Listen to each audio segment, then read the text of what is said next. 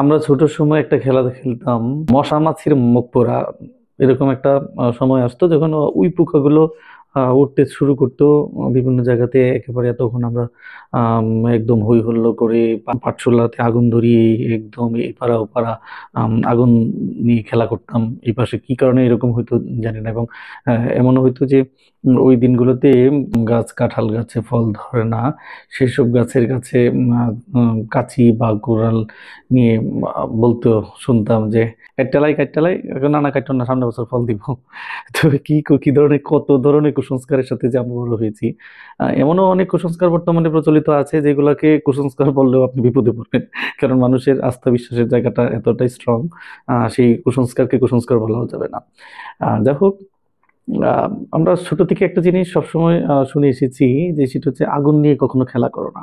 বা আগুন নিয়ে এতটা ফেসবুকে মানুষ ভাইরাল হওয়ার জন্য মানে আপ্রাণ চেষ্টা করতেছে, এটা নাকি ট্রেন্ডিং পোস্ট, এবং সেই ট্রেন্ডিং পোস্টে সবাই আগুন নিয়ে ঝাঁপিয়ে পড়ছে, আগুন নিয়ে বিভিন্ন কারিশমা করছে, খেলা করছে। এবং কেউ কেউ ভাইরালও হচ্ছে আসলে।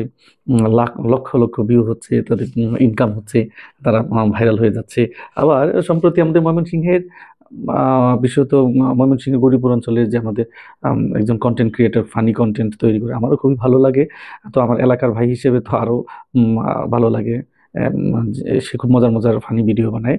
কিন্তু সম্প্রতি আগুন নিয়ে তো অনেকগুলো ভিডিও তার ভাইরাল হয়েছে। তারপরে সর্বশেষ যে আগুন নিয়ে ভিডিওটি উনি বানিয়েছিলেন, সেই ভিডিওতে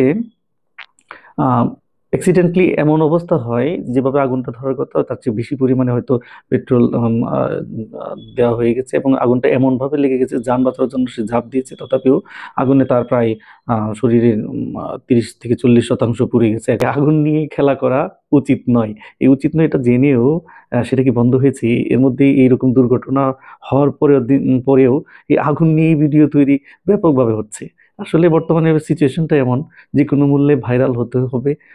মানে ওই ট্রেন্ডিং, আর এমনই বুঝলাম না এটা ট্রেন্ডিং পোস্ট কি করে হয়। ফেসবুক কিন্তু আসলে ফেসবুক কি তাহলে আগুনকে প্রোভাইড করছে যে আগুন নিয়ে খেলো সবাই? যাই হোক, আপনাদের কি মতামত জানাবেন। তবে আমার মনে হয় ভাইরালের জন্য হোক বা একদম ভিউ কামায় বা ইনকামের জন্যই হোক, আগুন নিয়ে মোটেও খেলা করা উচিত নয়।